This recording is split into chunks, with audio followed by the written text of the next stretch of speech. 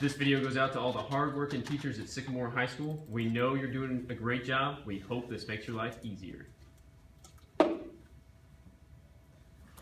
Excuse me, you look like a teacher. You got a tie on. 1 second, I don't have much time here. Yes, sir? Do you not have enough time to teach? I never have enough time to teach. Jimmy, sit down back there. Do you wish you had more time to interact with your students? Hi, boys and girls. Welcome back to the drive-through. 1 second, I'll be right back. I'm sorry, sir. Say one more time. Do your kids email you at midnight and expect a return? Midnight? Sometimes 1 a.m. Do you have kids absent for all sorts of reasons? All sorts of reasons. I have 7 of them absent right now. Does that cause you to teach the same thing over and over? I have to reteach things over and over and over again. When will it all end? Well, I've got something for you. Wait a minute. What are these?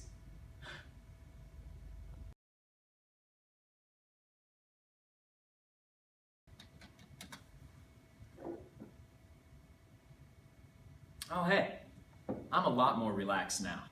And let me show you exactly how to use these headphones. Come on over. First, the headphones come with a little USB Bluetooth piece that goes into the USB port on the computer. It's a snap. Then, simply turn on the headphones, and now my computer will communicate wirelessly with my headphones. I'm going to need to remove my hat to make this video, but as I stand up and place these on my head, I want you to first see how good they look. Then the second thing I'd like for you to notice is that the earphone part really doesn't have much to do with video making. It's all about the microphone. So we're going to come over here to the inner right board. On the inner right board, I'm going to drop down the menu for Tools. Then I'm going to go all the way down to the bottom to Record and Playback. Here it is. Click it. And now a recorder bar comes up for me to use. I'm going to move it out of the way because everything that is on this screen is about to get recorded. So when I touch record, it's going to say, would I like to capture partial screen or full screen? Teachers, if I could have your attention, please. I'm going to choose full screen. Fire test. Please bring your bags to the counseling center. And right now, I am being recorded. My voice is being recorded, and my pen movements are being recorded.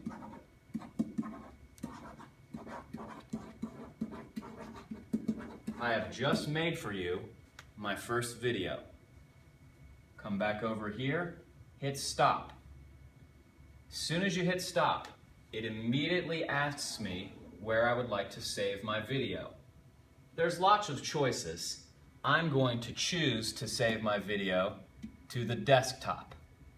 From the desktop, you can then save your video somewhere else if you so choose.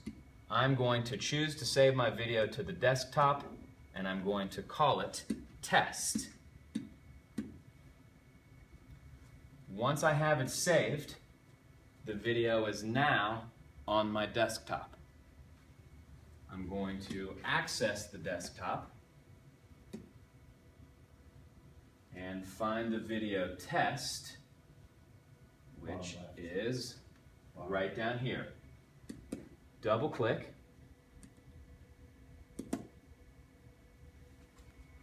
And now this is a video of me making a video for you. That's really all there is to it.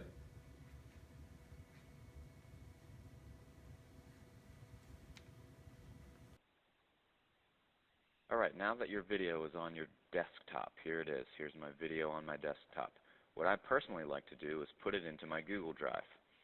So I open up my Google Drive, and I've got a folder here in Algebra 2, and I'm going to put it into this videos folder, and all you do is grab your video, drag it over here, and drop it.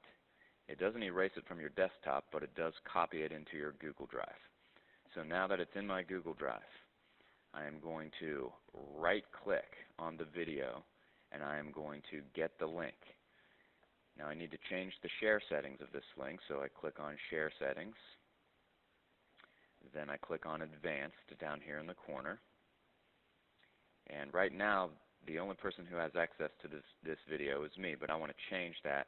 I want anyone with the link to be able to view my video. Now make sure Can View is checked and not Can Edit, because if you keep Can Edit on there, then someone will be able to edit your video. So right now I've got anyone with the link can view my video, and I save that.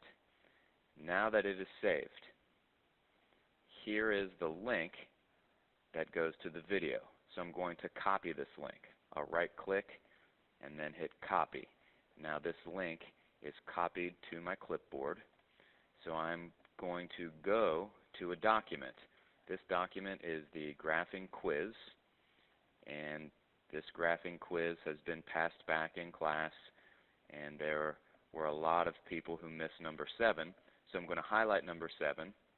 I'm going to right-click, and I'm going to link number 7 to my video. So in this link box, I'm going to right-click again. I'm going to paste the link to my video and click Apply. So now on my actual Google document, number 7 has turned blue and it is underlined. I'm going to then post this document to my Blackboard, and anytime a kid opens up this document, they can click on the question number 7.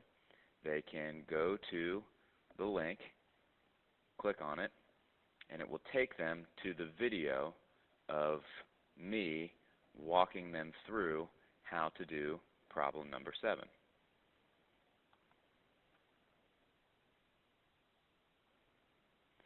We don't really need to find the equation of the line through 2 points, but this is just one way, I think, of how to utilize these videos, is by making videos of specific problems and then linking the specific problems on the document to the video. Besides like reviewing for quizzes or reviewing missed questions on tests and quizzes, this is also a good way to do things like maybe if you're ever going to be absent, if you have like a planned absence. Well, if I have a planned absence, I can make a worksheet ahead of time, and I can make some videos ahead of time of the specific problems, and I can link those specific problems to my videos so that when the kids are in class with a sub, if the sub doesn't particularly know how to graph this particular line, or the sub doesn't know how to find the equation of a line with the given slope and the given point, the kids can log in to Blackboard and they can access the video to help them walk through when the teacher is not there to guide them. So I hope this helps, and if you have any questions, please feel free to email me. Thanks. All right, hey, this video is going to try to show you guys what to do once you have a file, okay, and on your desktop, let's say, and you want to get it on so that your kids can use it. I use YouTube, okay, so I'll show you how to do that real quick. And then I'll also show you, more importantly, how the students use this and how I use this to make it easier on me, because that's what this is all about. It's a great practice, it's great for kids, and it's great for teachers, and that's the whole reason I think we're trying to pitch this to you guys. So I got a video here. I'm going to go to YouTube, and we all have a YouTube channel.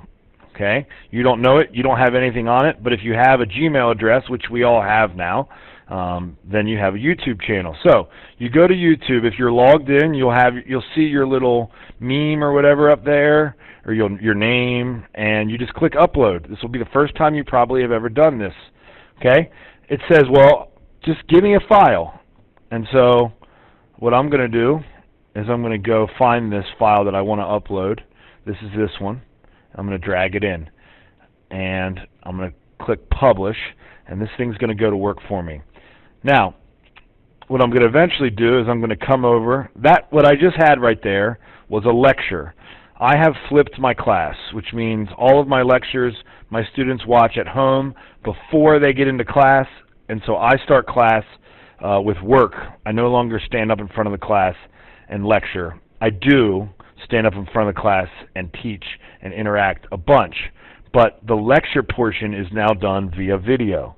So I keep these in the helpful videos files, so you could see that, like in chapter 3, I have lecture, but that's not what this is all about, really. I don't expect very many people to flip their class. It certainly isn't best for every situation or every class or every teacher. But what else you can do is you can add other helpful videos. So these are problems, the solutions to problems with videos that I've made for all of these problems in chapter 3. So now I'll never have to make those again. And anytime a student says, well, hey, can you take the time in class to show me number 14? Well, unfortunately, that's probably only applicable to 3 or 4 kids in the class.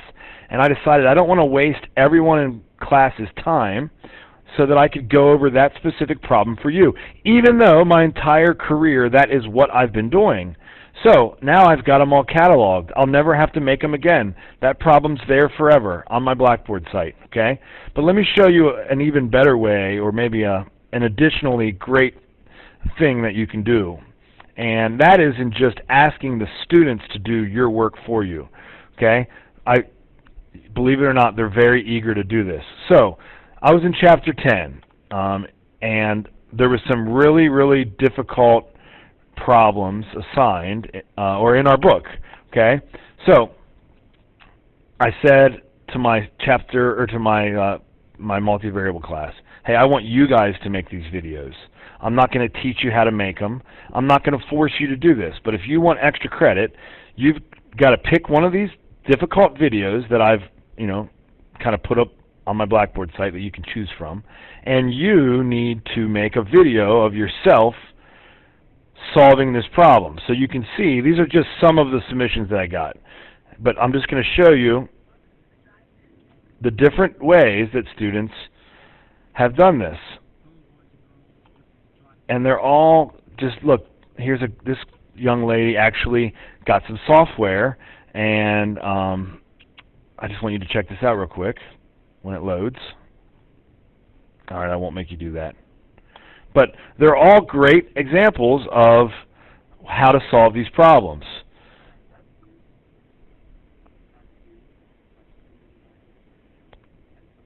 Next year, I don't have to do this anymore. I have all these problems forever. The students just traded me a little extra credit for their time, and it was well worth it on both ends. So I could focus on different problems next year, or I could try to get better solutions next year.